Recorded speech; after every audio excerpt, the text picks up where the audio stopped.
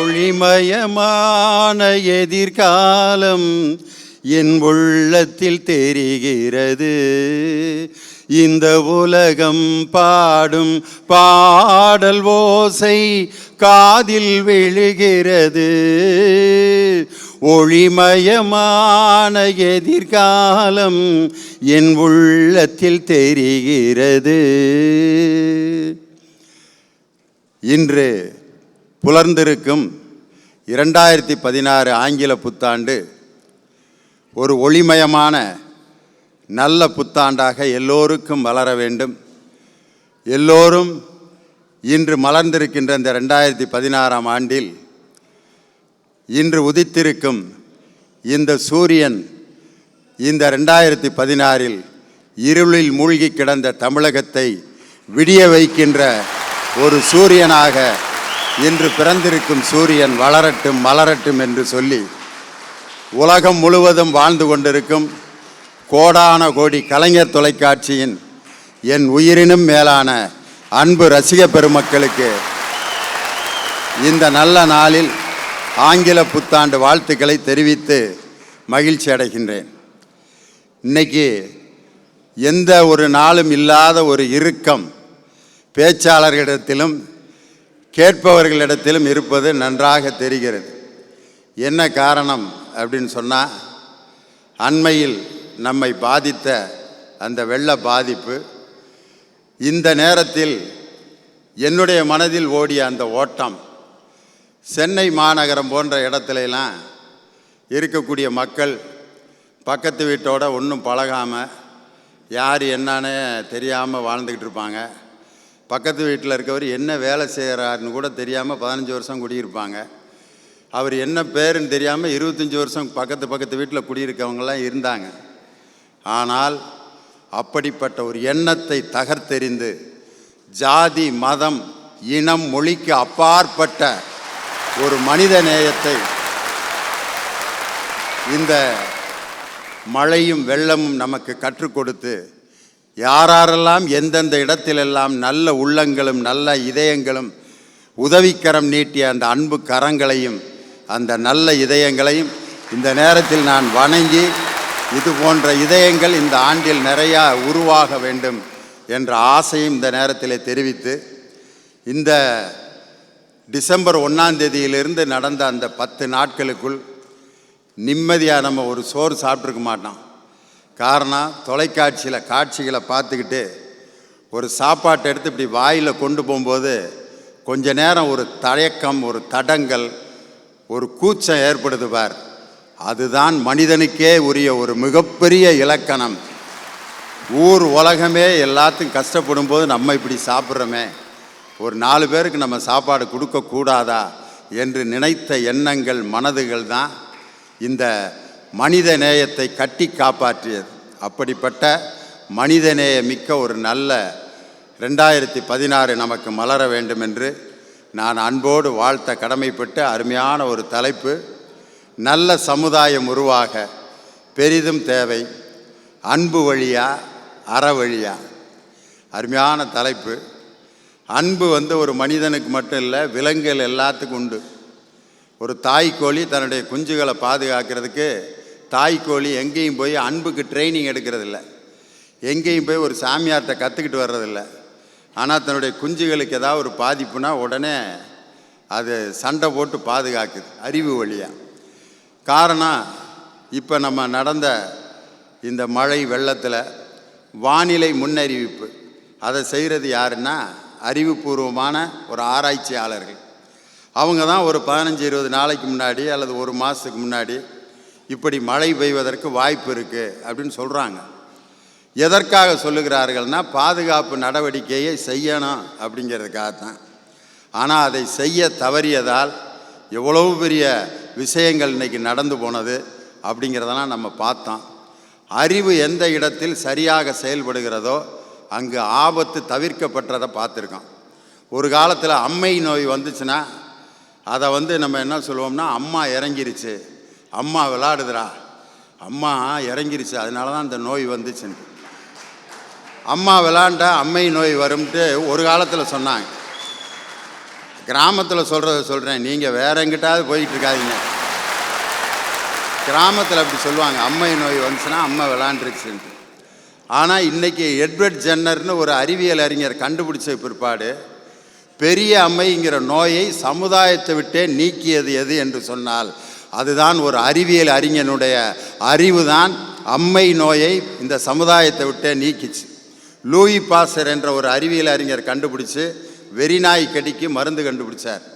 அது மாதிரி அறிவியல் அறிஞர்களுடைய கண்டுபிடிப்புகள் இருக்கு பார், அதுதான் அறிவு வழி.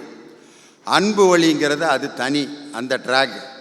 உதாரணத்துக்கு நீங்கள் பார்த்தீங்கன்னா திரைப்பட பாடல்களெல்லாம் எடுத்து பாருங்கள். நிலாவை பற்றி மட்டும் கிட்டத்தட்ட ஒரு 200 பாட்டு இருக்கு. நிலாவை பற்றி.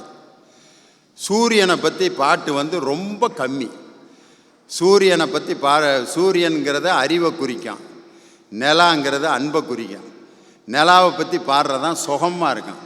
குழந்தைகளுக்கு சோறு ஊட்டுறது கூட நிலாவை பார்த்து தான் ஊட்டுவான், சூரியனை பார்த்து ஊட்டுறதில்ல. அந்தா சூரியன் போ அப்படிமா, அந்தா நிலா அப்படின்னா அப்படிமா. நிலா குளிர்ச்சியானது, மகிழ்ச்சியானது. அதனால தான் நிலாவை பற்றி ஏகப்பட்ட பாட்டு இருக்கேன். அன்று வந்ததும் இதே நிலா, இன்று வந்ததும் அதே நிலா, எங்கும் உள்ளது ஒரே நிலா, இருவர் கண்ணுக்கும் ஒரே நிலா.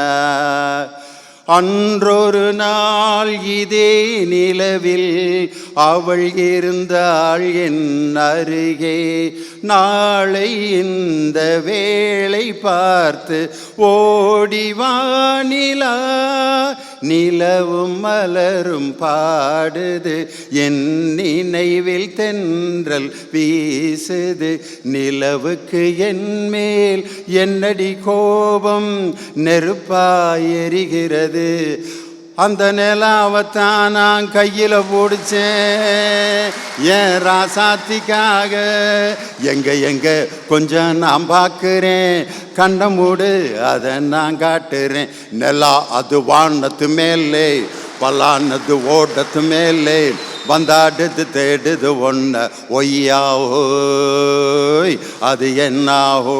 எம்புட்டு பாட்டு பார்த்தீங்களா நிலாவுக்கு. சூரியனுக்கு அம்புட்டு பாட்டு இருக்காது. ரொம்ப போனால் உதய சூரியனின் பார்வையிலே அப்படின்னு வரும், ஒரு 5-6 இடத்துல வரும். ஆனால் சூரியன் இல்லாமல் நிலா இருக்க முடியாது. ஏன் நிலாவுக்கு இவ்வளோ மரியாதை தெரியுங்களா? 15 நாளைக்கு ஒரு தடவை காணா போயிருக்கு. அது போயிட்டு வர்றதுனால தான் அது மேலே நமக்கு ரொம்ப பிடிக்குது. நாள் முழுதும் நம்ம கூடயே இருக்க சூரியன், அதனால தான் அதுக்கு சரி நம்ம கூட தானே இருக்குது இருந்துட்டு போகுதுன்றான். அப்பப்போ உள்ளே போயிட்டு வெளியே வர்றதுக்கு தான் இன்றைக்கி மரியாதை அதிகமாக இருக்குது நிலா. ஆனால் சூரியன் இல்லாட்டி நிலா கிடையாது. சூரியனுடைய மறுநிழல் தான் நிலா. அதனால் அங்கேருந்து கடை வாங்கி தான் நிலா ஜொலிக்குது. அதனால் சூரியனோடு ஐக்கியம் இல்லாத எதுவுமே இந்த நாட்டில் நல்லா இருக்காதுங்கிறதுக்கு நிலா ஒரு எடுத்துக்காட்டு. சூரியனை அறிவாகவும் நிலவை அன்பாகவும் கொண்டு அன்பு வழியா அறிவு வழியா பேசணும். அருமையான ரசிகர்கள், நல்ல சந்தோஷமான கூட்டம். இன்றைக்கி பார்த்தீங்க அப்படின்னா வீட்டில் கணவன் மனைவிக்கு இடையில் இப்படி தான் சண்டை வந்துக்கிட்டே இருந்திருக்கு. ஒரு அம்மா போயிருக்குது, 2 பேர்த்துக்கு இடையில் சண்டை வந்துக்கிட்டே இருக்குது. இந்த ஆள் எவ்வளவு பேசினாலும் கடைசியில் சண்டையில் தான் போய் முடியுதுன்னு பக்கத்து வீட்டில் ஒரு பாட்டிக்கிட்ட சொல்லியிருக்கு. இந்த பாட்டி சொல்லியிருக்கு, நான் ஒரு தீர்த்தம் வச்சுருக்கேன், உங்கள் வீட்டுக்காரர் திட்டுறப்ப அந்த தீர்த்தத்தை கொஞ்சோண்டு குடிச்சிரு, அவர் பேசி முடிக்கிற வரைக்கும் முழுங்கிறாத அப்படின்றது. ஆஹா பாட்டி, தெய்வீகமான தீர்த்தம் பாட்டி, கொண்டா அப்படின்னு ஒரு பாட்டிலில் வாங்கிட்டு வீட்டுக்காரர் உள்ளே வர்றாரு. டேபிள் கீபிள்லாம் அசிங்கமாக கிடக்குது. என்னடி காலையிலேருந்து வீட்டில் என்ன பண்ணிக்கிட்டு என்ன இதை தூக்கி இங்கே போட, உன்னையெல்லாம் கட்டினதுக்கு பேசாமல் இருந்திருக்கேனே அப்படின்னு அந்த அம்மா பாட்டி கொடுத்த தீர்த்தத்தை வாங்கி அப்படி குடிச்சிட்டு வாயில் அப்படியே வச்சுருக்கு. திட்டி தீக்குறேன், பதிலே வரல, ஏன்னா முழுங்கக்கூடாதுன்றுச்சுல்ல. அப்படியே அவன் திட்டி பார்த்துட்டு ஓஞ்சிட்டு, என்னடா பதிலையே காணா அப்படின்னு சண்டே வரல, முடிஞ்சிருச்சு 10 நிமிஷத்தில். அவன் பாட்டுக்கு ஓஞ்சிட்டேன். போய் ஒரு புத்தகத்தை எடுத்து படிக்க ஆரம்பிச்சிட்டேன். தீர்த்தத்தை முழுங்கிட்டு பாட்டிக்கு வந்து நன்றி சொல்லியிருக்கு. பாட்டி ஒர்க் அவுட் ஆயிடுச்சு. எங்கேருந்து பாட்டி இந்த தீர்த்தத்தை கண்டுபிடிச்ச அப்படின்னோன்னே இவன் கேட்டிருக்கான், எப்படி சவுண்டே கொடுக்காமல் இருந்தேன் நான் திட்டும்போது. பக்கத்து வீட்டு பாட்டி ஒரு தீர்த்தம் குடிச்சு அதை நான் சாப்பிட்டேன், அதனால் எனக்கு கோவமே வரலங்க. இவன் அந்த பாட்டிகிட்ட போய் இவன் ஒரு பாட்டில் பிடிச்சிட்டு வந்துட்டான். அடுத்த நாள் பெரிய பிரச்சனை, குழந்தை அழுகுது, யார் தூக்குறதுங்கிறதுல பிரச்சனை வந்து 2 பேரும் பாட்டில் எடுத்து தீர்த்தத்தை குடிச்சிருச்சுங்க. குடிச்சிட்டு வாய் நிறைஞ்சு இவனும் திட்டல அதுவும் திட்டல, ஃபுல்லாக அழுதுகிட்டே இருக்கு. திடீர்னு 2 பேரும் சிரித்து வாயிலிருந்து ஒருத்தர் மூஞ்சியில் ஒருத்தர் தீர்த்தம் பட்டு கடைசிக்கு தீர்த்தம் இல்லை, வெறும் பச்சை தண்ணி. அந்த பாட்டி சொல்லியிருக்கு, ஒருத்தர் பேசும்போது இன்னொருத்தர் பேசாமல் இருந்தீங்கனாலே குடும்பத்தில் பல பிரச்சனை தீர்ந்து போயிருங்க. பேசும்போது திரும்ப எதிர்த்து பேசுகிறது தான் பிரச்சனையே உருவாக்குது. குழந்தை அழுது தூக்குறது இல்லையா, ஏன் உனக்கு கை இல்லையா, நீ தானே சேர்ந்து பத்த தூக்கு, ஏன் நீ தானடி 10 மாதம் செமந்து பத்த தூக்குடி அப்படின்னு. முடியாது, போ நீ தூக்குறதுனா தூக்கு, அழுதுட்டு கிடக்கட்டேன், எனக்கு என்ன அப்படின்னு கிடக்கட்டேன், அழுடா அப்படின்ட்டு அந்த அழுகிற பிள்ளைகிட்ட கொஞ்ச நேரம் இப்படியே உட்காந்து அவன் இப்படியே பார்ப்பேன். இவனுங்கள்ட்ட போய் பிறந்தான் பாரு, தூக்குறதுக்கு 2 பேரும் இப்படி சண்டை ஓடுக்கு இருக்காங்களேன்ட்டு. என்ன காரணம்னா, எந்த இடத்துல அன்பு இருக்கோ அந்த இடத்துல வந்து பிரச்சனைகள் அதிகமாக இருக்காது, மகிழ்ச்சி இருக்கும். அதனால தான் இன்றைக்கி அன்பு வழியும் அறிவு வழியும் இணைந்து பேச வந்திருக்கு.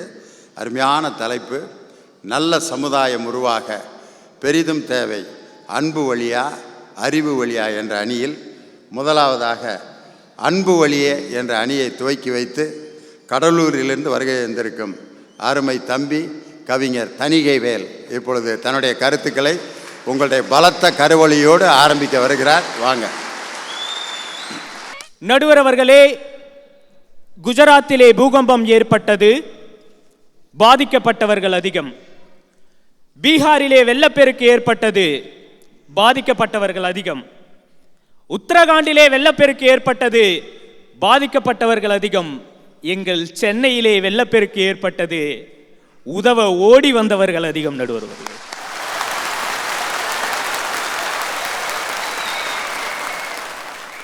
நடுவர் அவர்களே, அன்பு வழின்னா எப்படி தெரியுமா? தான் சார்ந்திருக்கின்ற இனம் மட்டுமல்லாது வருங்காலத்தில் வருகின்ற தலைமுறை கூட நன்றாக இருக்க வேண்டும் என்று ஆற வெட்டி, ஏரிய வெட்டி, குளத்தை வெட்டி, குட்டையை வெட்டி, காரையை வெட்டி, இத்தனையும் வெட்டி வெட்டித்தனமா எதுவுமே செய்யாம வருங்கால தலைமுறை நல்லா இருக்கணும்னு நினைச்சது அன்பு வழி. நடுவர் அவர்களே, ஆனா இந்த அறிவு வழி என்ன தெரியுமா பண்ணுச்சு? ஏரி குளத்துல பிளாட்டை போட்டுச்சு, அதுல பில்டிங்கை கட்டுச்சு. அதனாலதாயா என் மக்கள்லாம் நடுத்தெருவில் நின்றுச்சு. நடுவர் அவர்களே, எல்லா மதங்களும், இந்து மதமாக இருக்கட்டும், கிறிஸ்துவ மதமாக இருக்கட்டும், இஸ்லாமிய மதங்களாக இருக்கட்டும், எல்லா மதங்களும் அன்பைத்தான் போதிக்கின்றன. எல்லா மதங்களும் அன்பைத்தான் போதிக்கின்றன. ஆனால் அவர்கள் சொல்லுவார்கள், அறிவு வழியில் செல்பவர்கள் எல்லோரும் கடவுளை நோக்கி செல்வார்கள் என்று. ஒத்துக்கிறோங்க, அறிவு வழியில் செல்கின்ற எல்லோரும் கடவுளை நோக்கி செல்வார்கள். எவன் ஒருவன் அன்பு வழியில் செல்கின்றானோ அவனை நோக்கித்தான் அந்த கடவுளே வருவார். அதுதான் நிதர்சனம். நடுவர்களே, இந்த வெள்ளப்பெருக்கு ஏற்பட்ட பொழுது தன்னார்வலர்கள் நிறைய பேர் வந்து உணவு வழங்கிட்டு இருந்தாங்க. எல்லாம் வரிசையில் நின்றுட்டு இருந்தாங்க. எல்லாம் வரிசையில் நின்றுட்டு இருந்தான். கோடீஸ்வரனும் நின்றுட்டு இருந்தான், கோடியில் நிற்கிறவனும் நின்றுட்டு இருந்தான். ஒரு சின்ன பையன் வந்தான். அந்த தன்னார்வலர்கள் ஒருத்தர் அந்த குழந்தைய பார்த்தாரு. அந்த குழந்தைக்கு ஒரு கரண்டி சாப்பாடை எடுத்து கொடுத்துட்டு, ரொம்ப வயிறு ஒட்டி போயிருக்கிறானே, ரொம்ப பசியில் இருப்பான் போல இருக்கு, தட்டை காட்டுறா தம்பி, இன்னொரு கரண்டி போடுறேன்னாரு. அந்த சின்ன பையன் சொன்னா, அண்ணே வேணாம்னே, எனக்கு இன்னொரு கரண்டி வேணாம்னேன்னா. ஏண்டா பசிக்குமேடா, வயிறுக்கு பத்தாதுரா. இல்லைண்ணே, எனக்கு இந்த நேரத்தில் இது பத்தாது தான், என் உயிரை காப்பாற்ற இது போதும், என் பின்னால் இருக்கிறவங்களுக்கு கொடுக்கறதுக்கு உங்களுக்கு போதாதுன்னே, அதனால வச்சுக்கங்கன்னு சொன்னானே. இதுதான் நடுவர் அவர்களே அன்பு வழி. இதுதான் அன்பு வழி. 5 வயசு வரைக்கும் குழந்தைங்களை பாருங்க, ஒரு சாக்லேட் வாங்கிட்டு வந்து அண்ணன்ட்ட கொடுத்தா அம்மா தம்பிக்கு அப்படின்னுவான். ஏதாவது ஒரு விளையாட்டு பொருளை வாங்கிட்டு வந்து கொடுங்க தம்பிக்கிட்ட, அம்மா அண்ணனுக்கு வாங்கிட்டு வந்து கொடுக்கலையா அப்படின்னு 5 வயசுல கேட்பாங்க. 10 வயசுல அந்த பள்ளிக்கூடத்துக்கு போனதுக்கு அப்புறம் பாருங்க, அறிவு வந்த உடனே அவன் என் ஜாமரி பாஸை எடுக்கிறான், அவனை நான் காம்பஸாலே குத்துவேன்வான். அறிவு வருகின்ற பொழுது நடுவர் அவர்களே தனக்கு எனக்கு என்று சுயநலம் வந்துடுது. ஆனால் அன்பு எங்கே வருதோ அங்கே தான் நடுவர்களே பாசம் வரும். அப்பாவை பார்த்தா ஒரு கம்ப்யூட்டர் வச்சுட்டு உட்காந்துட்டு இருக்கான், அம்மாவை பார்த்தா ஒரு லேப்டாப்பை வச்சுட்டு உட்காந்துட்டு இருக்குது. பிள்ளைங்களுக்கு இப்போல்லாம் சந்தேகம் வந்துருச்சு, இவங்க 2 பேரும் நம்மளை பெத்தாங்களா இல்லை டவுன்லோடு பண்ணாங்களான்னு. நடுவர் அவர்களே, அறிவு வழி எவன் ஒருவனையும் மறக்காமல் இருக்கும். எங்களுக்கு மாற்று கருத்துக்கள் கிடையாது. அறிவு வழி எவன் ஒருவனையும் மறக்காமல் இருக்கும். அன்பு மட்டும்தான் எவனையுமே வெறுக்காமல் இருக்கும். நடுவர்களே, அதுதான் அன்பின் மகத்துவம். யோசிச்சு பார்க்கணும். ஓரறிவு என்பது புல்லும் மரமும், ஈரறிவு என்பது நத்தையும் சங்கும், 3 அறிவு என்பது எறும்பு, 4 அறிவு என்பது நண்டு, 5 அறிவு என்பது விலங்கும் பறவைகளும், 6 அறிவு எவனுக்கு இருக்கின்றதோ அவனைத்தான் மனிதன் என்பார்கள். அந்த 6 அறிவு படித்த மனிதனுக்கு ஒரே ஒரு அன்பு இல்லைன்னா அவனை மிருகன்னுவாங்க. நடுவர்களே, எது முக்கியம்? அன்பு தானே முக்கியம். நடுவர்களே, நாங்கள்லாம் மிகப்பெரிய கொள்ளக்காரங்க. நடுவர்களே, அன்பு வழியில் இருக்கிற நாங்கள்லாம் மிகப்பெரிய கொள்ளக்காரங்க. இந்த பேரிடர் வந்தப்போ அவ்வளோ கொள்ளடிச்சோம். நடுவர்களே, நாங்கள்லாம் சேர்ந்து சாதியை கொள்ளடிச்சோம், மதத்தை கொள்ளடிச்சோம், இனத்தை கொள்ளடிச்சோம், குலத்தை கொள்ளடிச்சோம், மொழியை கொள்ளடிச்சோம். அத்தனையும் திருடிக்கிட்டு மக்களுக்கு அன்பை மட்டுமே நிதர்சனம்னு கொடுத்தவங்க நாங்கள். நடுவர்களே, அதுதான் உண்மை, அதுதான் உண்மை. நடுவர்களே, அன்பு வழியில் என் தாத்தனும் பாட்டனும் வாழ்ந்த வரைக்கும் எல்லாருமே ஆரோக்கியமாக தான் நடுவர்களே வாழ்ந்தான். என்னைக்கு இந்த அறிவாளி மக்கள்லாம் வந்து ஷாம்பை கண்டுபிடிச்சிச்சோ அன்னைக்கு தான் முடி கொட்ட ஆரம்பிச்சுது.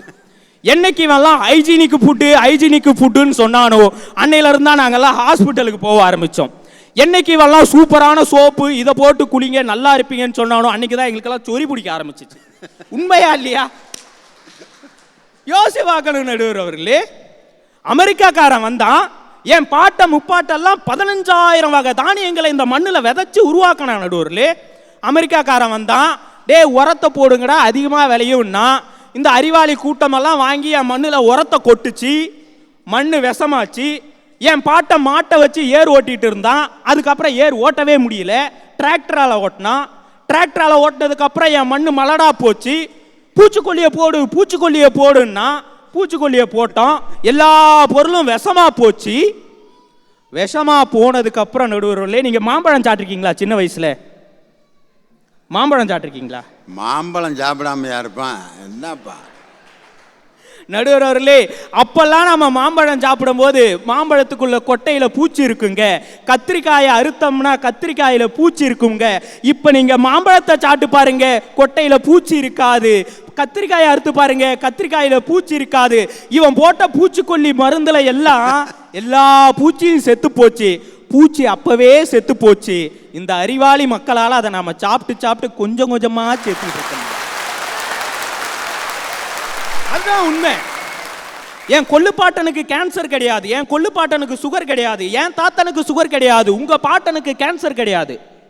உங்களுக்கு எப்படி சுகர் வந்துச்சு? எப்படி கேன்சர் வந்துச்சு? எல்லாம் இந்த மக்கள் கண்டுபிடிச்ச, அறிவாளி மக்கள் கண்டுபிடிச்ச இந்த உரங்களும் பூச்சிக்கொல்லி மருந்துகளும் தான் நடுவர் அவர்களே நான் உண்ணுகின்ற உணவை கூட விஷமாக்கி விட்டது. அறிவால வாழ்ற இவங்கெல்லாம் உணவை விஷமாக்கிட்டாங்க. அன்பால வாழ்ந்த நாங்கெல்லாம் உணவே மருந்துன்னு சொல்லிக்கிட்டு இருந்தோம். ஒட்டுமொத்த தமிழகத்தில் மட்டுமல்லாது உலகத்திலிருந்து வந்த அத்துணை மக்களும் அன்போடு நிவாரண பொருட்களை கொண்டு வந்து கொடுத்தது அன்பு வழி. அதிலே ஸ்டிக்கர் ஒட்டியது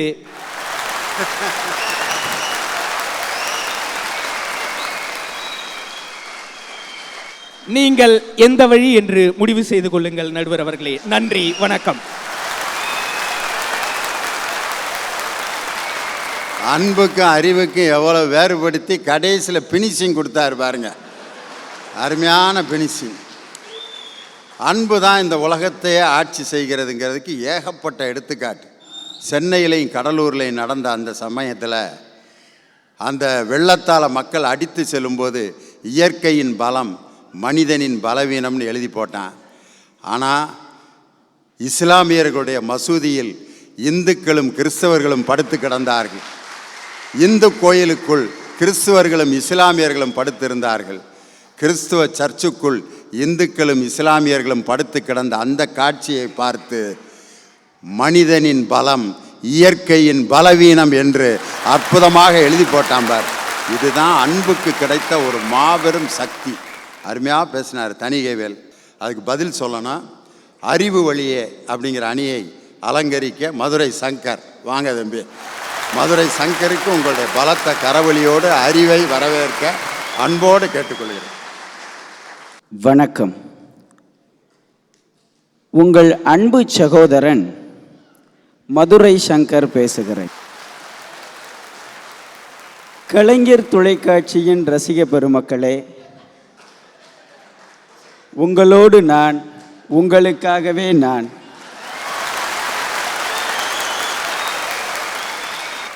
எனக்கென்று வேறு ரசிகர்கள் கிடையாது, எனக்கென்று இவரை தவிர வேறு நடுவரும் கிடையாது. எனக்கு சுயநலம் அறவே கிடையாது.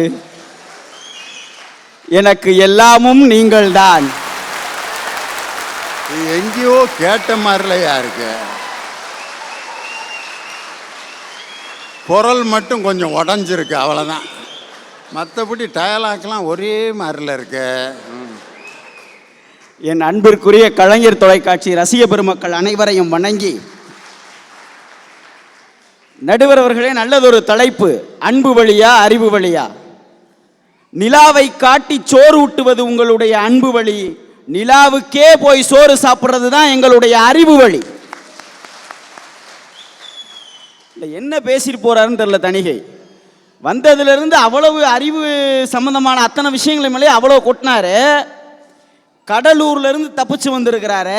அவர் அறிவை வச்சு தப்பிச்சு வந்தாரா இல்லையா? அதுக்கு முதல் அவர் பதில் சொல்லணும். ஒன்று பஸ்ஸில் வந்திருப்பார், இல்லை ட்ரெயினில் வந்திருப்பார். அவரால் கண்டிப்பாக ஹெலிகாப்டரில் வர முடியாது. ஆக அத்துணை சாதனங்களும் இந்த அறிவியலால் அறிவு வழி வந்ததுங்கிறத அவர் மறந்துட்டு பேசிட்டு இருக்கிறார். நான் ஒரே ஒரு கேள்வியை இங்கே பதிவு செய்கிறேன் நடுவர் அவர்களே. முதலிலே இந்த அரங்கம் இருப்பதே அன்பாலயத்திலா இல்லை அறிவாலயத்திலா? அதுக்கு முதல் பதில் சொல்லுங்க நீங்க.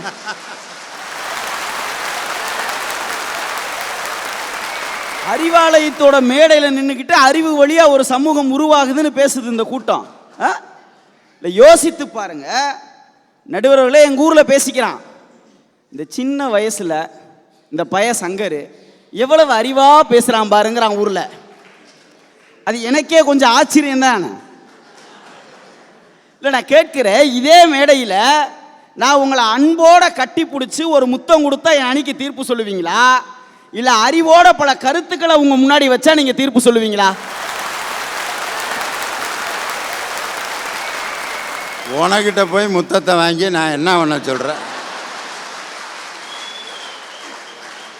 அதுக்கு அறிவுபூர்வமாகவே தீர்ப்பு சொல்லிடலாம்.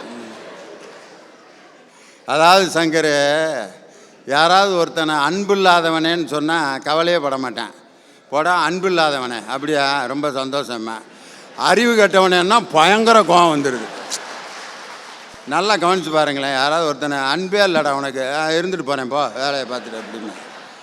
அறிவு இருக்காடான்னு கேட்டால் டென்ஷன் ஆகிடுறாங்க. என்ன காரணம்னா எல்லாரும் தன்னை அறிவாளிங்கிறத தான் நினச்சிக்கிட்டே இருக்கான். அப்படி நினைக்கணும்னு எதிர்பார்க்குறான். அதுதான் உண்மை. இல்லை, அன்பு வழி அன்பு வழின்னு பேசுகிறீங்களா? உங்கள் அன்பு வழியால் என்ன நடந்திருக்கு இந்த நாட்டில்? 100 கோடியாக இருந்த மக்கள் தொகை 120 கோடியாக உயர்ந்திருக்குது. இதுதான் உங்கள் அன்பு வழியால் கிடைச்ச ஒரே மாற்றம். இல்லை, என்ன பேசிட்டு போகிறீங்க நடுவர் அவர்களே? இந்த அன்பினால் எவ்வளவு பிரச்சனை வருது தெரியுமா இன்னைக்கு சமூகத்தில்? எதையுமே ஒரு அளவோடு வச்சுக்கணும். அளவுக்கு மேலே அன்பு போனால் கூட அதுவும் பிரச்சனை தான். ஒரு காலத்தில் தீண்டாமைங்கிற ஒரு மிகப்பெரிய நோய் இருந்தது. ஒருத்தன் நடந்து போகிறான், நடந்து போகையில் காலில் மலத்தை மிதிச்சிட்டான் நரகலை. வீட்டுக்குள்ளே போகிற பொழுது ஒரு டப்பாவில் தண்ணியை வந்து அந்த காலை கழுவிட்டு வீட்டுக்குள்ளே போயிடுறான். அதே மனுஷன் உயர்ந்தவன் தாழ்ந்தவன் பிரித்து வச்சிருக்கிற பொழுது ஒரு மனுஷனை தொட்டுட்டான்னு சொன்னால் அது தீட்டுன்னு சொல்லி முழுசாக குளிச்சுட்டு தான் வீட்டுக்குள்ளேயே போனான் அன்னைக்கு. இதை பார்த்து விட்டு தான் கேட்டார் தந்தை பெரியார், அந்த மலத்தை விட இந்த மனிதன் கேவலமானவனாடான்னு கேட்ட அந்த வார்த்தை தான் இன்றைக்கு இத்தனாயிரம் மக்களை ஒரே நாற்காலையில் சரிசமமாக அமர வைத்திருக்கிறது என்று சொன்னால் அது பெரியார் அறிவு வழி தந்த இந்த சமூகம் தான். நடுவர் அவர்களே, அறிவு என்பது எல்லோரிடத்திலும் இருக்கக்கூடியது. படித்தவன் படிக்காதவன், தாத்தம் பாட்டி பூட்டன் எல்லார்கிட்டையும் இருக்கும் சார். பொண்டாட்டியை திடீர்னு பார்த்துட்டு ஒருத்தன் சொல்லுவான், எப்படி இவ்வளோ அழகாக பிறந்தேன்னுவான். அந்த அம்மா நல்லா வாட்டர் டேங்குக்கு வார்னிஷ் பெயிண்ட் அடித்த மாதிரி இருக்கும். எப்படி இவ்வளோ அழகாக பிறந்த, அதை சமாளிக்கிறான் பாருங்க. அது எப்படி 100 ரூபா சேலையை சுத்தினா கூட இவ்வளவு அழகாக இருக்கேன்னுவான். அவன் அன்பானவன்கிறதையும் காட்டிட்டு அதையும் தாண்டி அவன் அறிவானவன் என்பதை நிரூபிக்கிற காரணத்தினால தான் சார் குடும்பம் ஓடும். இல்லை இப்படியே வச்சுக்கோங்க. இன்னொரு விஷயத்தை வச்சுக்கோங்களேன். பொண்டாட்டி பக்கத்தில் இருக்கும்போது கொழுந்தியாகிட்ட எவன் படிப்பை பற்றி மட்டும் பேசுகிறான்னா அவன் தான் அறிவாளி புருஷன். எங்க கொஞ்ச நேரம் உங்கள் அன்பா பேச சொல்லுங்க, மறுநாள் காலையில் நியூஸ் பேப்பரில் அவன் நியூஸ் ஆயிடுவான். நடக்குமா நடக்காதா?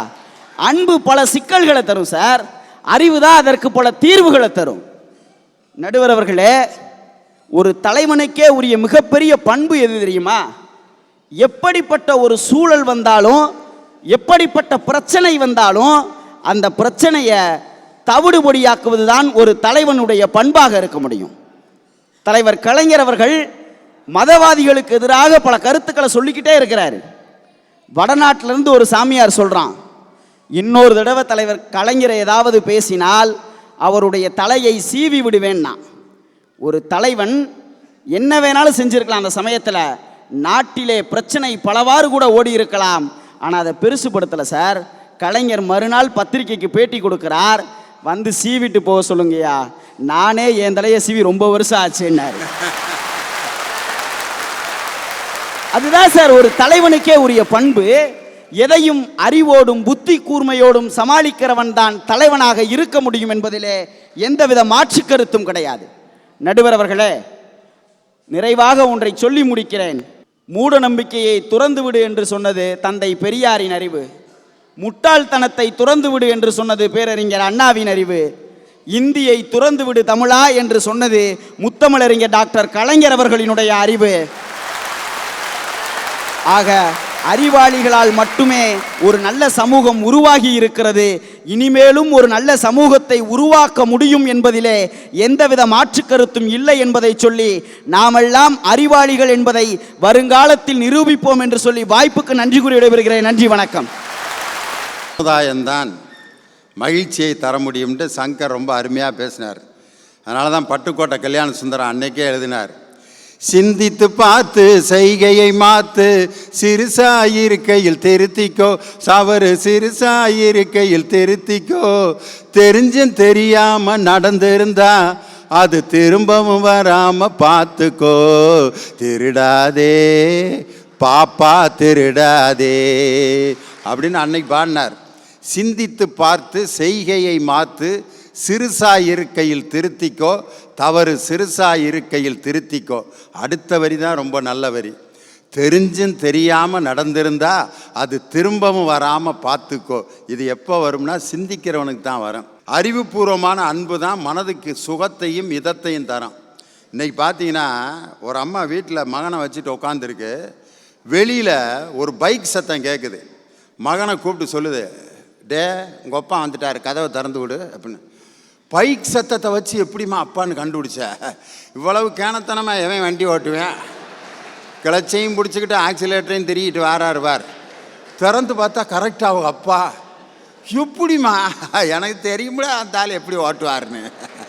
கரெக்டாக பைக்கு சத்தத்தை வச்சு தன்னுடைய கணவனை கணிச்சு வச்சிருக்கு. இன்னொரு அம்மா செருப்பு சத்தத்தை வச்சு கண்டுபிடிச்சிச்சு. சரக் சரக் சரக். உங்கள் அப்பா வந்துட்டார், கதை திறந்து விடு. எப்படிம்மா? தான் நடந்து வராருல, ஒரு மாதத்துக்கு ஒரு செருப்பு வாங்கி தர்றேன். அவர் நடைய பார்த்தியா, எந்த கால் எங்கிட்டு போகுதுன்னே தெரியாது. இந்த மூளையில் மட்டும் உங்கள் ஒப்பனுக்கு மட்டும் எப்படித்தான் செருப்பு தேயுதுன்னே தெரிலடா.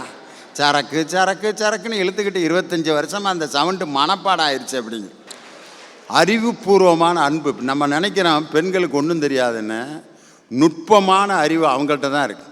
அதனால தான் திருவள்ளுவர் அன்னைக்கே சொன்னார், நுண்மான் நுழைபுலம் இல்லான் எழில் நலம், மண்மான் புனை பாவை அற்றுனார். நுட்பமான அறிவு இல்லாதவன் அழகான பொம்மைக்கு அழகான சேலை கட்டி விட்ட ஒரு சிலைக்கு சமமாவான். யாருக்கு நுட்பமான அறிவு இருக்கிறதோ அவன்தான் உயிருள்ள மனிதன். நான் சொல்லலை, நமது தெய்வ புலவர் திருவள்ளுவர் தான் நுட்பமான அறிவு இருந்தால்தான் அவன் உயிருள்ள மனிதன் அப்படின்னு சொன்னார். அதனால் அறிவு தான் இன்றைக்கி இந்த சமுதாயத்தை ஆட்சி செய்கிறது என்றார். இனி அதுக்கு பதில் சொல்லணும். கோவையிலிருந்து வருகை தந்திருக்கும் ஆசிரியை வசந்தி பெக்கோஷா அன்பு வழியே என்ற அணியை அலங்கரிக்க வருகிறார். தலைப்பு என்ன அப்படின்னா, அன்பு வழியா அறிவு வழியா. இன்னைக்கு அறிவு அப்படிங்கிறதே அன்பை பொறுத்து தான் அமையுது. அன்னைக்கெல்லாம் ஒருத்தரை பார்த்தோம்னாங்கய்யா நல்லா இருக்கீங்களா அப்படின்னு கேட்போம். ஆனால் இன்னைக்கு யாரை பார்த்தாலும் நல்லவனா இருக்கியா அப்படிங்கிற சமுதாயத்தில் தான் இன்னைக்கு நம்ம வாழ்ந்துட்டு இருக்கோம். ஒரு இந்துவுக்கு பிறந்தால் அவன் இந்து, ஒரு கிறித்தவனுக்கு பிறந்தால் அவன் கிறித்தவன், ஒரு இஸ்லாமியனுக்கு பிறந்தால் அவன் இஸ்லாமியன். ஆனால் மனிதனே, நீ யாருக்கு பிறந்தால் மனிதன்? அன்பு எவன் காட்டுகிறானோ அவன்தான் ஐயா மனிதன். வெள்ளம் வடிந்த நிலையில் வீதிகளில் தேங்கி இருந்த தண்ணீர், நாற்றம் பிடித்த சகதி, குப்பை, சேறு, சாக்கடையில என்னுடைய துப்புரவு தொழிலாளர் சகோதரர்கள் கை வைத்து சுத்தப்படுத்தி மக்களுக்கு வாழ வழிவகை செய்து கொடுத்தார்களே, அது அன்பு வழி இல்லையா? அவர்களுக்கு தெரியாதா டெங்கு வரும், சேத்து புண்ணு வரும்னு தெரியாதா? தெரியும் ஐயா. இருந்தாலும் எங்களுடைய அறிவு ஒரு புறம் இருந்தாலும் எங்களுடைய அன்பு வழியில் மக்களை வாழ வைத்தார்கள். பார்த்தீங்களா? அதுதாங்க அன்பு வழி. நாங்க சொல்றத கேட்கணும். இவங்க 3 பேரும் சொல்றாங்க. அதான் ஒரு இடத்துல சொன்னாங்களாம், ஐயோ அடிபட்டுருச்சு, டாக்டர்கிட்ட கூட்டிட்டு போங்க, டாக்டர்கிட்ட கூட்டிட்டு போங்கன்னு. ஐயா அடிபட்டதே டாக்டர் தாங்க அப்படின்னாங்களாம். ஐயோ ஆம்புலன்ஸை கூப்பிடுங்க, ஆம்புலன்ஸை கூப்பிடுங்கன்னு. அடிச்சதே ஆம்புலன்ஸ் தாங்க அப்படின்னாங்களாம். இன்னைக்கு அப்படி இருக்கு இவங்க பேசுறது. அன்பே வேணாம், அறிவு போதும்னு. நாங்க அறிவு வேணான்னு சொல்ல, வேணுங்க. அந்த அறிவை கூட அன்பு வழியில போதிக்கணும்னு தான் நாங்க சொல்றோம். இன்னைக்கு ஒரு குடும்பத்துல தோற்பது தான் வாழ்க்கை. அன்பு என்பது தோற்பது தான். ஜெயிக்கணும்னு நாங்க நினைக்கவே மாட்டோம். தோற்பது தான் வாழ்க்கை. ஒரு குடும்பத்துல கணவன் மனைவி இடத்துல தோற்கணும், மனைவி கணவன் இடத்துல தோற்கணும், பெற்றோர்கள் பிள்ளைகள் இடத்துல தோற்கணும், பிள்ளைகள் பெற்றோர்கள் இடத்துல தோற்கணும். அதுதான் குடும்பம். நான் யாரும் யார்கிட்டையும் தோற்க மாட்டோம்னா அது குடும்பம் இல்ல, அரசியல். இன்னைக்கு அந்த அன்பான ஏமா நீங்க வேற, நாங்க அப்படித்தான் ஆரம்பிச்சோம். மனைவிகிட்ட தோத்தா தான் நிம்மதியா இருக்க முடியும்னு. அன்னைக்கு தொடங்கின தோல்வி தான். இன்னும் அதுக்கு முடிவே இல்லை. என்னைக்காவது ஒரு நாளாவது ஜெயிப்போம்னு பார்க்குறேன், அவங்க தோப்பாங்கன்னு பார்க்குறேன், நடக்கவே மாட்டேங்குது. இப்போ இவ்வளோ பேர் கைதட்டுறதை பார்த்தாலே தெரியலையா, குடும்பத்தில் தோற்று போகிறவன் பூரா ஆம்பளைய தான். அதனால தான் ஓரளவுக்கு குடும்பம் இன்னைக்கு கட்டி காப்பாற்றப்படுது. அதுதான் காரணம். வெளியில் ஜெயிப்பேன், அங்கே தோற்றுருவேன், வேறு வழியே இல்லை, ஒன்றும் செய்ய முடியாது. மனிதனிலிருந்து வெளியே வரும் அத்தனையும் அருவருப்பு. சிறுநீர் அருவருப்பு, வியர்வை அருவருப்பு, எச்சில் அருவருப்பு, கண்ணீர் அருவருப்பு. மனிதனை உன்னிலிருந்து வெளியே வரும் அத்தனையும் அருவருப்பு. உன் வார்த்தைகளாவது அன்பு வார்த்தைகளாய் இருக்கட்டுமே. உன்னுடைய வார்த்தைகள் அன்பு வார்த்தைகளால் இருந்தா மட்டும்தான் இந்த உலகத்தை நீ ஜெயிக்க முடியும். உன்னோட அறிவினால ஜெயிச்ச அப்படின்னா அது ஏட்டு சுரக்காய் கறிக்கு உதவாதுங்கிற மாதிரி தான் இன்னைக்கு போயிட்டு இருக்கும். அறிவு இருக்கவங்க சொல்வாங்க அதுல குறை இதுல குறைன்னு. மனிதனே, நாமே ஒரு அமைச்சரவை தானே. மூளை முதலமைச்சராகவும், வயிறு உணவுத்துறை அமைச்சராகவும், வாய் கொள்கை பரப்பு செயலாளராகவும், கால்கள் போக்குவரத்து துறை அமைச்சராகவும், சிறுநீரக மாசு கட்டுப்பாட்டு வாரியமாகவும், தோல் பாதுகாப்புத்துறை அமைச்சராகவும். மனிதனே, நீயே ஒரு அமைச்சரவை தானே. எங்க அறிவில்லைன்னு அந்த உடம்புல பொதுப்பணித்துறை எங்கம்மா இருக்கு? அந்த உடம்புல மின்சாரத்துறை எங்கம்மா இருக்கு? அந்த உடம்புல சுகாதாரத்துறை எங்கம்மா இருக்கு?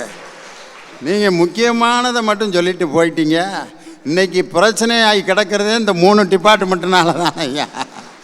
சரி, ஏதோ அவங்களுக்கு தெரிஞ்ச பகுதியை சொல்லியிருக்காங்க, இருக்கட்டும். நமது உடம்பே ஒரு அமைச்சரவை தான், உண்மையில தான். ஐயா, ஒரு அழகான கவிதை ஒன்று பார்த்தேன். எங்கள் சென்னை வெள்ளத்திலே தொலைந்து விட்டது எங்கள் ஜாதி, தொலைந்து விட்டது எங்கள் மதம், தொலைந்து விட்டது எங்கள் உயர்வும் தாழ்வும். யாரும் தேடி கொடுத்து விடாதீர்கள் தயவு செய்து என்று ஒரு அழகான கவிதையை பார்த்தேன். ஒரு நல்ல சமுதாயம் உருவாவது அறிவினால இல்ல, அன்புனால தான். எந்த மனிதனிடத்தில் அன்பு இருக்குதோ அவன் எந்த இடத்துல போனாலும் ஜெயிக்க தான் முடியும். அமெரிக்காவை பாரு, ஜப்பானை பாரு, நார்வேவை பாரு, ஆஸ்திரேலியாவை பாருன்னு பார்த்துட்டு இருக்கிற அறிவு உலகத்துல வாழ்றாங்க. நாங்க சொல்றோம் அமெரிக்காவை பார்க்காத ஜப்பானை பாரு, அதை பாரு, இதை பாருங்கிற. அட ஜன்னலை திறந்து பாருவோம், சொந்த சகோதரன் டிச்சில கிடக்குறானே, அதைய காப்பாத்த தெரியாத நீ எங்கயா அமெரிக்காவை பத்தி பேசுற? எங்க நீ அறிவை பத்தி பேசிட்டு இருக்கிற? இன்பத்தின் துன்பத்தில் மனம் விட்டு பேசு துணை இல்லாத போதுதான் அந்த அன்பு என்னங்கிறது விளங்கும். அந்த மனம் விட்டு பேசும் துன்பங்களை அனுபவித்த இந்த மக்களுக்கு தெரியும். அந்த நேரத்தில் ஆறுதலை யாராவது பேசினா போதும், இந்த அறிவு எங்களுக்கு வேண்டாம், அந்த அன்பு இருந்தா போதும், எங்களை காப்பாத்தி கொள்ளுவோம். அந்த நேரத்தில் எங்களுக்கு தேவை அறிவு இல்லை, அன்புன்னு சொல்லி இந்த மக்களுக்கு தெரியுங்கய்யா. எந்த வாழ்க்கையில் இருந்தாலும் சரி, தம்பி சொன்னது போல மண்ணில் வாழ்வதை விட மற்றவர் மனதில் வாழ்வ பிரியப்படுகிறவர்கள் தான் நாங்க சொல்றத கொஞ்சம் கேட்கணுங்க. அதனால தான் கேட்குறவங்க இன்னைக்கு உயர்ந்தே தான் இருப்பாங்க, அவங்கள மாதிரி அறிவில் பேசுகிறவங்க தாழ்ந்தே தான் இருப்பாங்க. அதனால தான் காதை மேலேயும் வாயை கீழையும் வச்சிருக்காரு. நிறையா கேட்குறவங்க என்னைக்கும் உயர்ந்தே தான் இருப்பாங்களாம், நிறையா பேசுகிறவங்க என்னைக்கும் தாழ்ந்தே தான் இருப்பாங்களாம். கடவுளுடைய படைப்பு பாருங்க. அதுதான் பல்லு எவ்வளவு கடினமாக இருந்தாலும் அடிக்கடி விழுந்து விழுந்து காணாமல் போயிடும் கடைசியில். ஆனால் நாக்கில் எலும்பே இல்லை, இருந்தாலும் அது ஈரமான வார்த்தைகளை பேச வேண்டும் என்பதற்காகத்தான் கடவுள் அதை ஈரமாகவே வைத்திருக்கிறாரோ என்னமோ. வாய்ப்புக்கு நல்ல உள்ளங்களுக்கு நன்றி கூறி விடைபெறுகிறேன். நன்றி, வணக்கம். அன்புதான் இந்த உலகத்தை வாழ வைக்கும் சொல்லி வசந்தி பெக்கோஷா ரொம்ப அருமையாக தன்னுடைய ஆசிரியர் என்பதை மெய்ப்பித்து காட்டியிருக்கிறார்.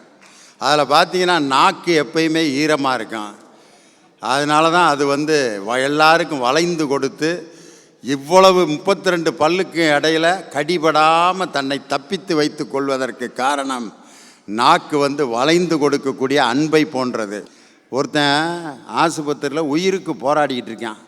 அந்த குடும்பத்துக்கே பொறுப்பேற்றுக்கிட்டது அந்த குடும்பத்தில் அவங்க பெரியம்மாவுக்கு ஃபோன் பண்ணுறான். பெரியம்மா, தண்ணியில் தத்தளிக்கிற மாதிரி உயிருக்கு போராடிக்கிட்டு இருக்கிறோம் பெரியம்மா, எங்களை எப்போ பெரியம்மா பார்ப்பீங்க?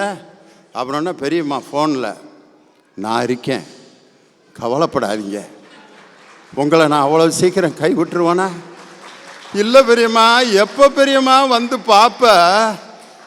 எனக்கு நீங்கள் வச்ச பேரை விட பெரியம்மான்னு கூப்பிடுறீங்கல்ல, அதுதான் எனக்கு உங்கள் மேலே ரொம்ப அன்பாக இருக்கேன், கவலைப்படாதீங்க ஐயா, நான் பார்க்குறேன், எப்போ பெரியம்மா வருவ? ஃபோன்லேயே ஓட்டிக்கிட்டு இருக்கியே பெரியம்மா, எப்போ பெரியம்மா வருவ? வருவேன். நான் உங்களை கை விட்டுருவேனா? எனக்கு யாருமே கிடையாது, நாங்கள் இருக்கோம், எப்போ பார்க்க வருவ? சரி, நீ வராட்டியும் பரவாயில்ல, உன் தோட்டத்தில் ஒரு 3-4 பேர் இருக்காங்களே, அவங்களையாவது அனுப்பிவிட வேணாமா? இல்லைப்பா, அவங்க என்னைய விட ரொம்ப பிஸியாக இருக்காங்கப்பா. அப்படியா? சரி, உன் வீட்டில் வேலை பார்க்குறாங்களே அம்புட்டு பையா, நினச்சா காலில் விழுந்து விழுந்து உனக்கு சேவகம் பண்ணுவாங்களே, அவங்கள 2 பேரை அனுப்பிவிடு பெரியம்மா. அவங்க இப்போ என்னைய விட்டு நிமிந்துட்டாங்கப்பா, நான் வர்றப்பா, என்னைக்கு அது வர்றப்பா. பெரியம்மா, தாத்தா அவ்வளவு முடியாமல் கூட எனக்கு பார்த்து உதவி செஞ்சுட்டு போயிட்டாரு பெரியம்மா.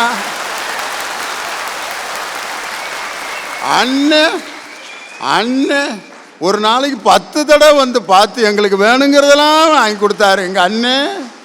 தாத்தா முடியாமல் சக்கரை நாற்காலியில் என்னை பார்த்துட்டு போனார். குடும்பத்தை பொறுப்பெடுத்துக்கிட்டேம்மா, எப்பம்மா வருவேன். ஆமாம், நீ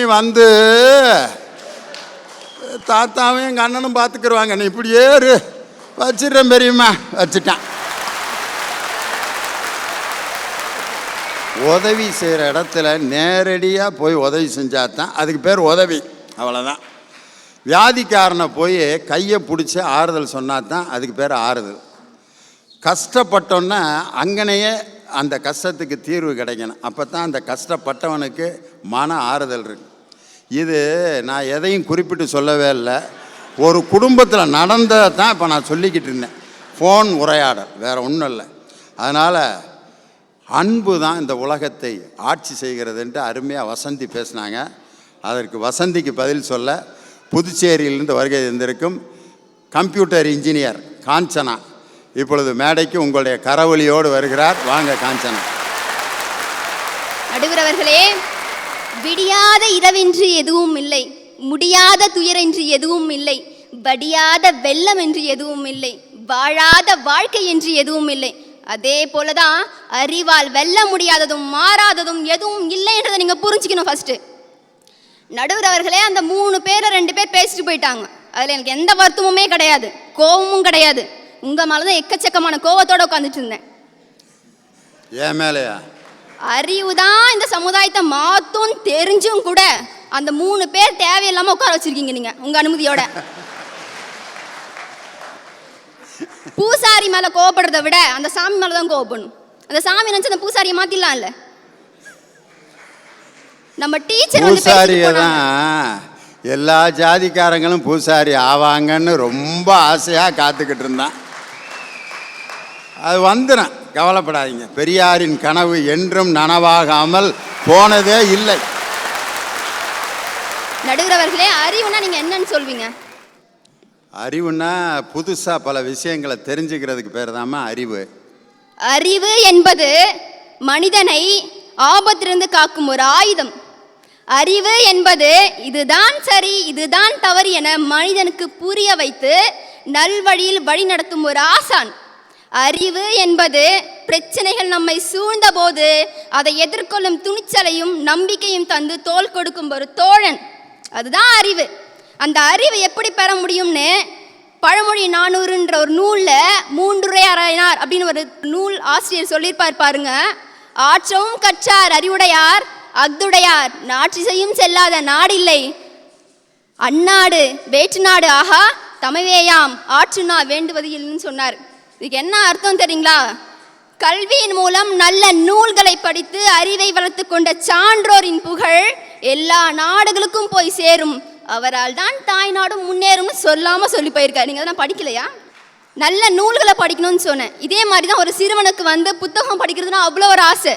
ஆனால் ஒரு ஏழை சிறுவன், அவனுக்கு காசு கிடையாது புத்தகம் வாங்குறதுக்கு, இருந்தாலும் பரவாயில்லன்னு சொல்லி ரொம்ப தூரம் நடந்து போய் நகரத்தில் கிராமத்தில் இருக்க புத்தகங்கள்லாம் வாங்கிட்டு படித்து பத்திரமா திருப்பி கொடுக்குற பழக்கத்தை வழக்கமாக வச்சுட்டு இருந்தாப்புல.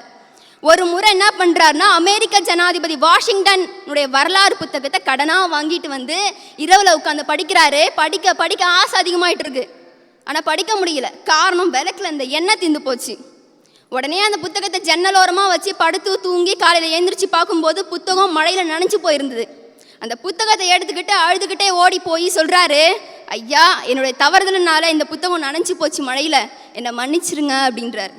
அதுக்கு அந்த உரிமையாளர் சொல்கிறாரு, புத்தகத்துக்கு என்ன விலையோ அதை கொடுத்துட்டு போ, இல்லைனா என்னுடைய வயலில் 3 நாள் வேலை செய்யுன்னு சொன்னார். அந்த மாணவனுக்கு ஒரே சந்தோஷம், ஏன்னா 4வது நாள் அந்த பையனுக்கு அந்த புத்தகம் சொந்தமாயிடும்ட்டு.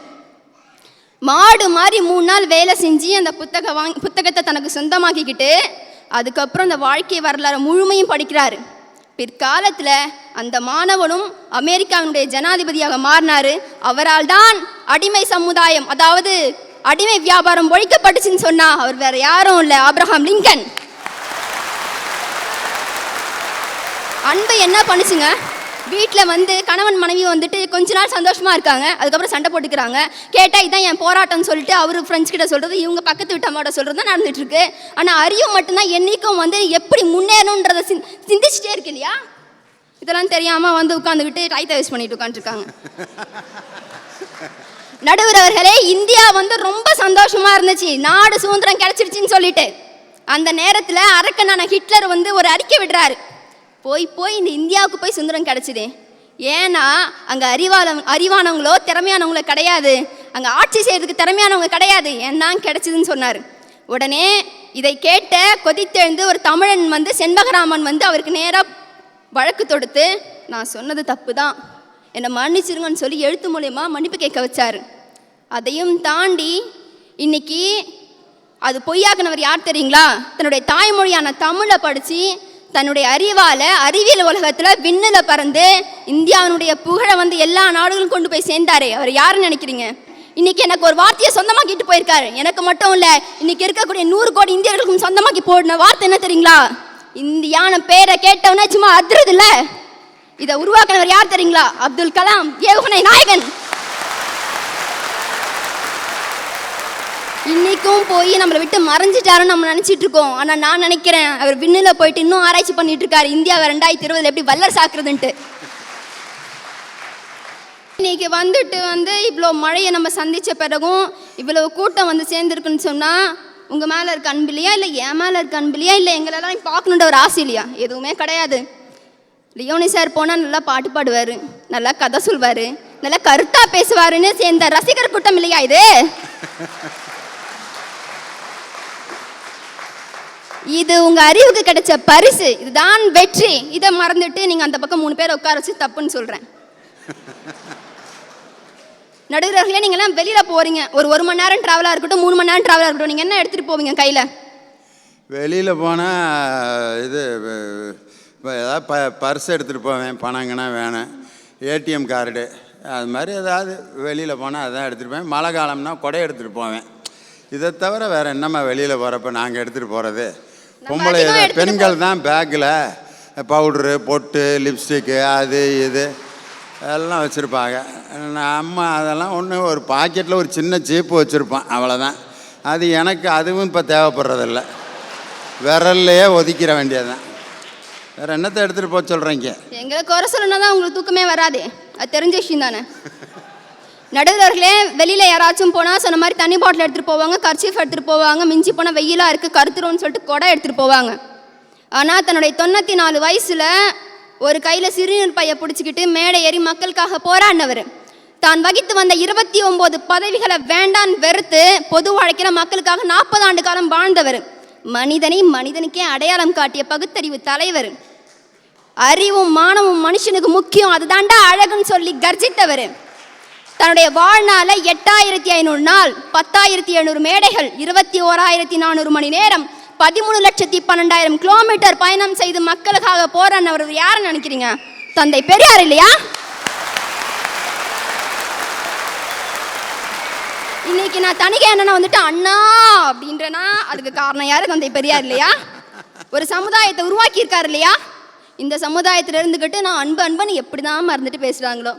முடிவா ஒன்று சொல்லிக்கிற நடுவர்களே, காற்று வீசுகிறது, பறவை பறக்கிறது, காற்று வீசுகிறது, குப்பையும் பறக்கிறது, காற்று நின்று விடுகிறது, பறவை பறக்கிறது, காற்று நின்று விடுகிறது, குப்பை கீழே விடுகிறது.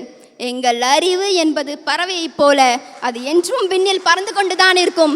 அப்பொழுதும் எங்கள் நாட்டின் புகழை பல நாடுகளுக்கு பறைசாற்றி கொண்டுதான் இருக்கும் அப்படின்றத மறந்துடாதீங்க. அறிவுதான் நல்வழியில் வழி நடத்தும் நம் நாட்டைன்னு சொல்றது தான் என்னோட இறுதியான வாதம் சொல்லி நல்லதொரு வாய்ப்புக்கு நன்றி கூறி விடைபெறுகிறேன். நன்றி, வணக்கம்.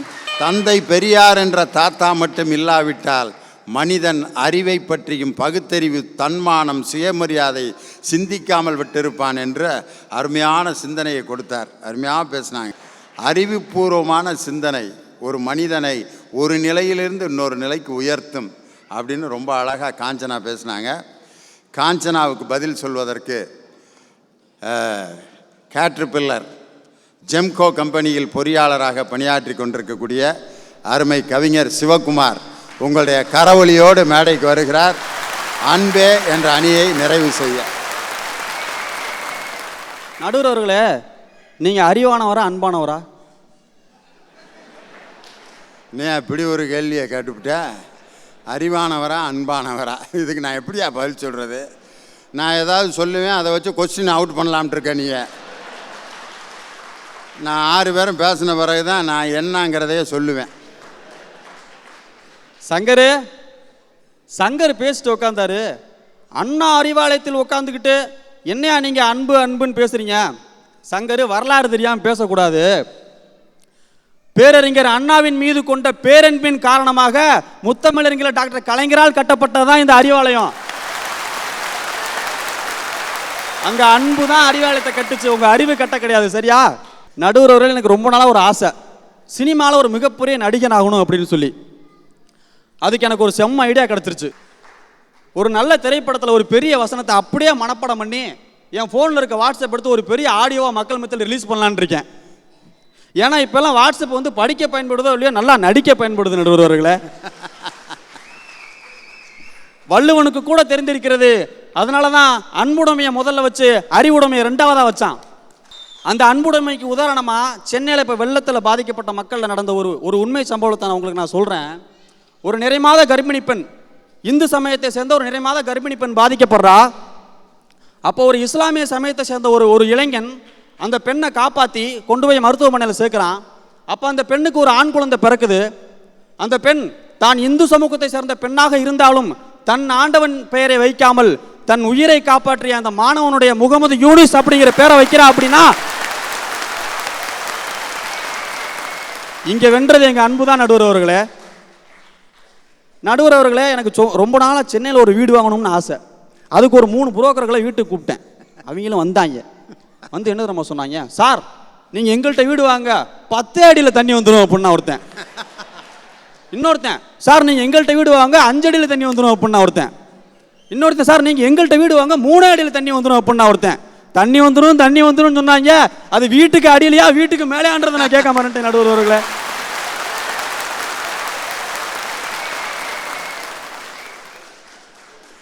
நீ இப்படி ஒரு பிட்டை போட்டியா?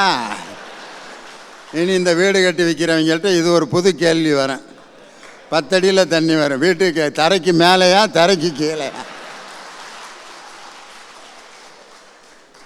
அன்புதான் அறிவாளிகளை உருவாக்கியது என்பதற்கு ஒரு சின்ன உதாரணம் சொல்கிறேன். தாமஸ் ஆல்வா எடிசன் தன்னுடைய பள்ளி பருவத்தில் ஸ்கூலில் படிச்சுட்டு இருக்கும்போது அவங்க டீச்சர் தாமஸ் ஆல்வா எடிசன் கையில் ஒரு லெட்டரை கொடுக்குறாங்க. லெட்டரை கொடுத்து இந்த லெட்டரை நீ பிரித்து படிக்காமல் கொண்டு போய் அவங்க அம்மாட்ட கொடுத்து தான் படிக்க சொல்லணும் அப்படின்னு சொல்கிறாங்க. அந்த லெட்டரை தாமஸ் ஆல்வா எடிசன் கொண்டு போய் அவங்க அம்மாட்ட கொடுத்து அவங்க அம்மா லெட்டரை பிரித்து படிக்கிறா. என்ன தெரியுமா படிக்கிறா? மகனே, உனக்கு மிகுந்த அறிவு, நீ ரொம்ப புத்தி கூர்மையானவன், அறிவாளி. நீ பள்ளிக்கு சென்று தான் நீ வந்து புத்திசாலி நிரூபிக்கணும்னு அவசியம் கிடையாது. நீ வீட்டிலிருந்தே படித்து புத்திசாலி நிரூபிக்கலாம் அப்படின்னு சொல்லிடுறாங்க. தாமஸ் ஆல்வா எடிசன் தாய் பேச்சை மதித்து வீட்டிலிருந்தே படித்து மிகப்பெரிய விஞ்ஞானி ஆயிடுறாரு. ஒரு நாள் அவர் தாயார் இறந்து போயிடுறாங்க. அப்போ தாமஸ் ஆல்வா எடிசன் கைக்கு அந்த லெட்டர் கிடைக்குது. அதில் உண்மையிலே என்ன தெரியுமா எழுதியிருக்கு? உங்கள் மகன் பள்ளியில் வந்து படிப்பதற்கு தகுதியற்றவன், அவன் மூளை இல்லாதவன் அப்படின்னு எழுதியிருக்கு. ஒருவேளை இந்த உண்மையை அந்த தாய் முன்னாடியே சொல்லியிருந்தா அப்படின்னா நம்மெல்லாம் இப்படி வெளிச்சத்தில் உட்காந்து பேச முடியுமா நடுவர் அவர்களே? ஒரு விஞ்ஞானியை உங்க அறிவை ஒதுக்கியது. தாய் மகன் மீது வைத்திருந்த பாசம் தான் ஒரு விஞ்ஞானியை உருவாக்கியது. நடுவர் அவர்களே, அவசரத்துக்கு தானே ஒரு கொத்தனார் கிடைக்க மாட்டேன்றா, ஆனால் தெருவுக்கு தெரு 4 இன்ஜினியர் இருக்காங்க. சரி, இன்ஜினியர் தான் அப்படி இருக்காங்கன்னு சொல்லிட்டு டாக்டர்கிட்ட போனோம் அப்படின்னா அவர் என்ன சொல்றாரு? வசதியே இல்லாதவனை பார்த்து அதை சாப்பிடு இதை சாப்பிடு அப்படிங்கிறாரு. ஆனால் நல்ல வசதியாக இருக்கவனை பார்த்து எதையுமே சாப்பிடாத அப்படிங்கிறாரு.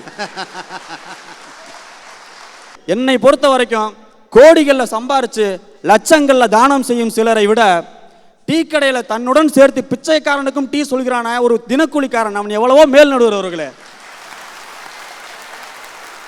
நடுவர் அவர்களே, நீங்கள் இப்போ சமீபத்தில் தேசிய விருது வாங்கின படம் நீங்களும் பார்த்துருப்பீங்க, குற்றம் கட்டுதல்னு ஒரு படம். அந்த படத்தில் என்ன நினைக்கிற, அந்த டீச்சர் வந்து அந்த பையனை அடிச்சிட்றா. அங்கே என்ன நடக்குது? அறிவு அடிக்குது. ஆனால் தான் அடிச்சமேன்னு சொல்லிட்டு அந்த படம் ஃபுல்லாக அந்த அன்பு தான் அங்கே துடிக்குது. அந்த படத்தோட இறுதி காட்சியில் அந்த டீச்சர் அந்த மருத்துவமனைக்கு வந்து அந்த தாயோட காலை பிடிச்சி அவள் கையை எடுத்து தன்னோட கன்னத்தில் பலார் பலார் பலார் பலார்னு அப்பி கதறி அழுகிறா. அப்போ அந்த தாய் வந்து அந்த டீச்சரை கட்டி பிடிச்சி எனக்கு என் மகன் பிழைக்கணும் அப்படின்னு சொல்கிறானா, அந்த இடத்துல வென்றது எங்களுடைய அன்பு. நடுவர்களே, இப்போ படித்தவங்களாம் என்ன பண்ணுறான்? பெற்றோர்களை கொண்டு போய் முதியோர் இல்லத்தில் சேர்த்துறான். அப்படி முதியோர் இல்லத்தில் சேர்க்கப்பட்ட ஒரு தாய் தன்னோட மகனுக்கு ஒரு கடிதம் எழுதுறா. அந்த கடிதத்தோட கடைசி 2 வரிகள் உங்களுக்காக. அன்பு மகனே, அன்பு மகனே, உன் வீட்டு உணவு தான் எனக்கு இல்லை என்று ஆயிற்று. ஒருவேளை இந்த கடிதத்துக்கு நீ பதில் கடிதம் போட்டால் பசைக்கு பதிலாக நீ உண்ணும் உணவில் 2 சோற்று பருக்கைகளையாவது ஒட்டி அனுப்பு அப்படின்னு சொல்றா. அப்படின்னா உங்க அறிவாளிகள் வென்றது இதுதானா? நடுவர்களே, நான் இன்ஜினியரிங் காலேஜில் படித்த பையன், அதுவும் ஹாஸ்டலில் தங்கி படித்த பையன். ஹாஸ்டல் சாப்பாடு எப்படி இருக்குன்னு உங்களுக்கே தெரியும். இதை தெரிஞ்சுக்கிட்ட எங்கள் தாய் என்ன பண்ணானா, ஏதாவது ஒரு ஞாயிற்றுக்கிழமை எனக்கு மட்டும் சமைக்காமல் என் நண்பர்களுக்கும் சேர்த்து சமைச்சு சாப்பாடு எடுத்துகிட்டு வருவா. அப்போ ஹாஸ்டலுக்கு வந்து எங்கள் எல்லாத்தையும் வட்டமாக உட்கார வச்சு அந்த சாப்பாட்டை அள்ளி உருட்டி எங்கள் கையில் கொடுப்பா. அப்போ நாங்கள் அந்த சாப்பாட்டை சாப்பிடும் பொழுது அந்த சாப்பாடோடு சேர்ந்து எங்கள் கண்ணில் இருக்க கண்ணீரும் கலந்து நாங்கள் சாப்பிடுவோம் பாருங்க. அந்த சந்தோஷத்தை கோடி ரூபாய் கொடுத்தாலும் உங்களால் தர முடியுமா? இறுதியாக ஒன்றே ஒன்று சொல்லிக்கிறேன். நாங்கள் அறிவாளிகள் வேணாம்னு சொல்லலை, அறிவே வேணான்னு சொல்லலை. உங்கள் அறிவாளிகளுக்கும் அறிவுக்கும் எங்களுடைய அன்பு தான் முதற்படி அப்படிங்கிறதா எங்களோட வாதமாக சொல்லி, நல்ல சமுதாயம் உருவாக பெரிதும் காரணமாக இருப்பது அன்புதான் அன்புதான் என்று கூறி வாய்ப்பளித்த அனைவருக்கும் நன்றி பாராட்டி விடைபெறுகிறேன். நன்றி, வணக்கம். ஆஹா, அன்பு வழி நிறைவு பெற்றுவிட்டது. மிக சிறப்பான பேச்சு.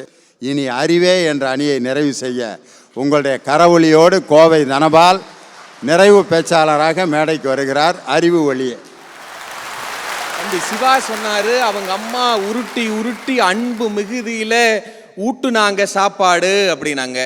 தம்பி சிவா, உங்க அம்மா தான் ஊட்டுவாங்க, தமிழ்நாட்டில் வேற எந்த அம்மாவும் ஊட்ட மாட்டாங்க. கனவாலே நாங்கள் வந்து சோத்தை உருட்டி எங்களுக்கு ஊட்டி உண்ணும்னு கூட கேட்கல, வந்து பார்த்தா போதும்னு தான் கேட்டுக்கிட்டு இருக்கான். அதுக்கு கூட வழி இல்லைன்னா அப்புறம் என்னதாயா செய்ய சொல்கிறேன்? நான் வந்து பெத்ததாயை பற்றி தான் பேசிகிட்டு இருக்கேன். நான் நடுவர்களே, வந்ததுலேருந்து பார்க்குற 3 பேர் அன்பு வேணும், அன்பு வழிதான், அன்பு வழிதான். சிவா தம்பியும் அன்பு வழிதாங்கிறாப்புல, வசந்தி டீச்சரும் அன்பு வழிதாங்கிறாப்புல, தணிகை வேலனும் அன்பு வழிதாங்கிற இவங்க மட்டுமா சொன்னாங்க? பட்டினத்தாரும் அதைத்தான் சொன்னாரு, பரமஹம்சரும் அதைத்தான் சொன்னாரு, சுவாமி விவேகானந்தரும் அதைத்தான் சொன்னாரு, அண்ணல் காந்தியடிகளும் அதைத்தான் சொன்னாரு, அன்னை தெரசாவும் அதை சொன்னாரு, அப்துல் கலாமும் அதைத்தான் சொன்னாரு. ஆனா இவங்கெல்லாம் எப்படி சொன்னாங்க? அன்பு வழிதான் சிறந்ததுன்னு அறிவு இருந்ததுனால சொன்னாங்க. நான் இப்ப அவங்கள போய் கேட்க முடியாது. இப்ப இவங்க 3 பேர்த்த கேட்கிறேன், உங்களுக்கு அறிவு இருக்குதா இல்லையா? பதில் சொல்லுங்க. இந்த கேள்வியை கேட்டால் தான் டென்ஷன் ஆகுறாங்கன்னு நான் முதலே சொல்லிட்டேன்ல. அன்பு இருக்கா இல்லையான்னு கேட்டால் அது பார்த்துக்கலாம் அப்புறம் அப்படின்றான். இல்ல தம்பி, தணிகை வேலன் சொன்னாரு, உத்தரகாண்டிலே வெள்ளம், பலியானவர்கள் அதிகம். குஜராத்திலே பூகம்பம், பலியானவர்கள் அதிகம். சென்னையிலே வெள்ளம், உதவி செய்ய ஓடி வந்தவர்கள் அதிகம் என்று சொன்னார். உண்மைதான். எப்படி ஓடி வந்தார்கள்? எங்கள் அறிவு மிகுந்த வாட்ஸ்அப்பும் ஃபேஸ்புக்கும் ட்விட்டரும் இருந்ததால் எங்கேயோ இருக்கின்ற மக்கள் எல்லாம் உதவ ஓடி வந்தார்கள். இதுதாங்க நாங்க அறிவுங்கிறோம். அது சொன்னாரு பாருங்க, ஒரு சிறுவன் சொன்னானா, ஒரு கரண்டை வச்சுடனே எனக்கு போதும், பின்னால் இருக்கிறவங்க பத்தாதுன்னு சொன்னாப்லையாமா. நான் சொல்றேன், அவனுக்கு சோறு கிடைத்தது அன்பு வழி, அவனுக்கு சோறு கிடைத்தது அன்பு வழி. ஆனால் அடுத்தவருக்கும் சோறு கிடைக்க வேண்டும் என்று சொன்னானே, அதுதான் அறிவு வழி.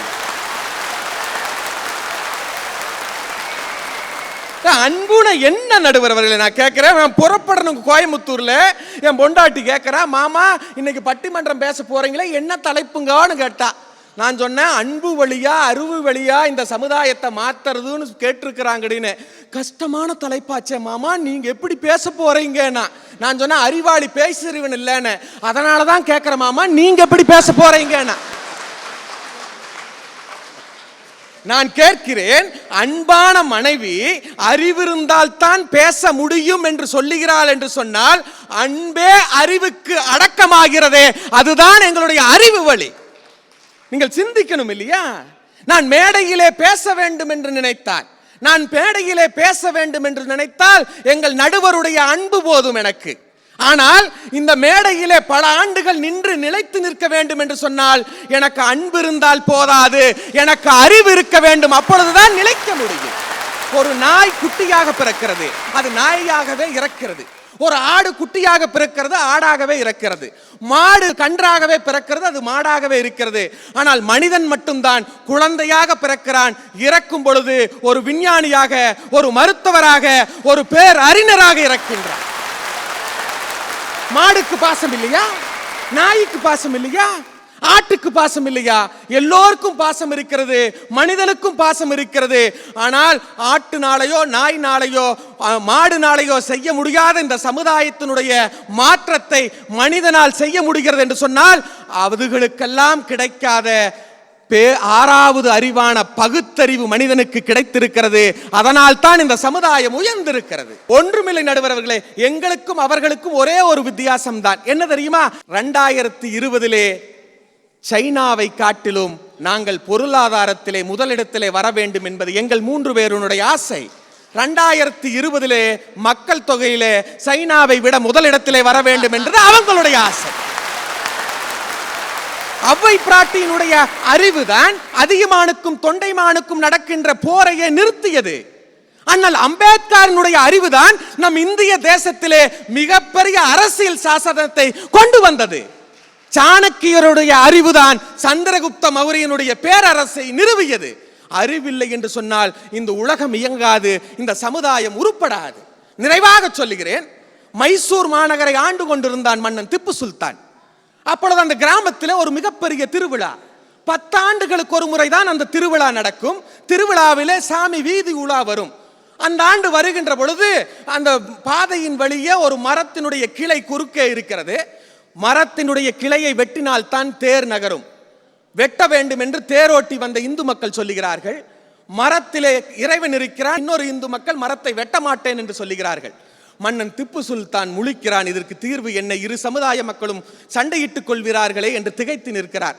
அப்பொழுது ஒரு அறிஞர் வந்து சொல்லுகிறார், பயப்படாதே, நானாஜி என்ற ஒரு பெரியவர் இருக்கிறார், இந்த மாதிரி சிக்கல்களுக்கெல்லாம் தீர்வு காண்பார் என்று சொல்லுகிறார். மன்னன் திப்பு சுல்தான் மாறுவேடம் அணிந்து நானாஜி என்ற பெரியவரை சந்திக்கிறார்.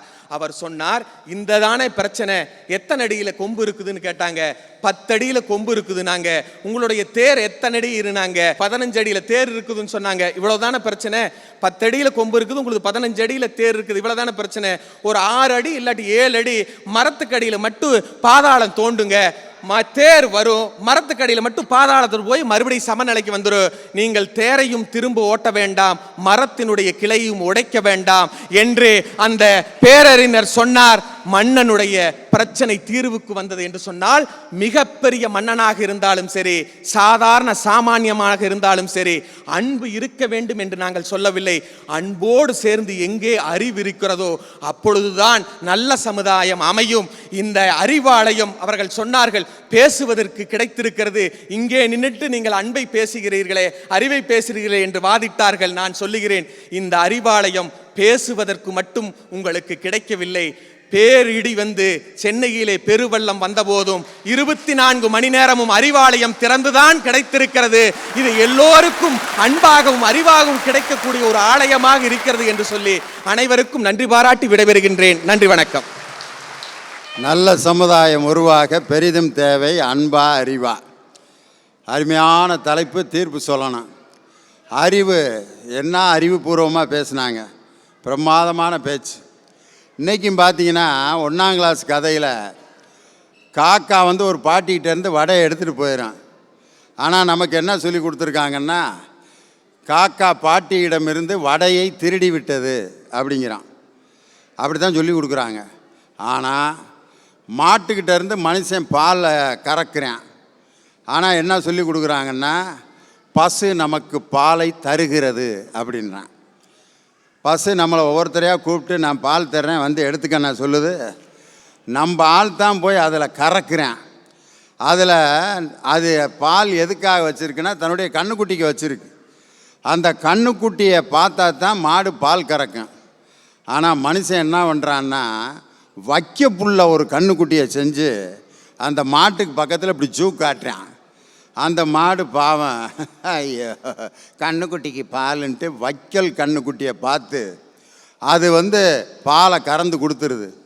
ஒரு மாடு எப்படி வைக்கோல் கண்ணுக்குட்டியை பார்த்து பாலை கறந்து மனிதன் அந்த மாட்டுக்கிட்ட இருந்து திருடுறானோ, அதுபோலத்தான் வைக்கோல் கண்ணுக்குட்டியை பார்த்து மக்களுடைய அன்பை பெற வேண்டும் என்று நினைத்தவர்கள் இந்த நாட்டில் ஆதிக்கம் செலுத்த முடியாது. ஆனால் அந்த மாட்டுக்குரிய அந்த மரியாதையை கொடுத்து, அதற்குரிய அந்த இலக்கணத்தை கொடுத்து மாட்டை செல்வமாக மதிக்கிறான் பார், அதுதான் அன்பு அப்படின்ட்டு இவங்க பேசுகிறாங்க. அறிவுங்கிறது இன்றைக்கி எப்படி, அலெக்சாண்டர் அவ்வளோ பெரிய நாடுகளை வெற்றி பெற்ற அலெக்சாண்டரு பாரசீக நாட்டை வெற்றி பெற்றுட்டு திருப்பி வெளியில் வர்றார். அலெக்சாண்டருக்கு பயங்கரமான வியாதி. அந்த வியாதியை தீர்க்கவே முடியல. என்னென்னமோ வைத்தியர்கள்லாம் வந்து வைத்தியம் பண்ணி பார்க்குறான்.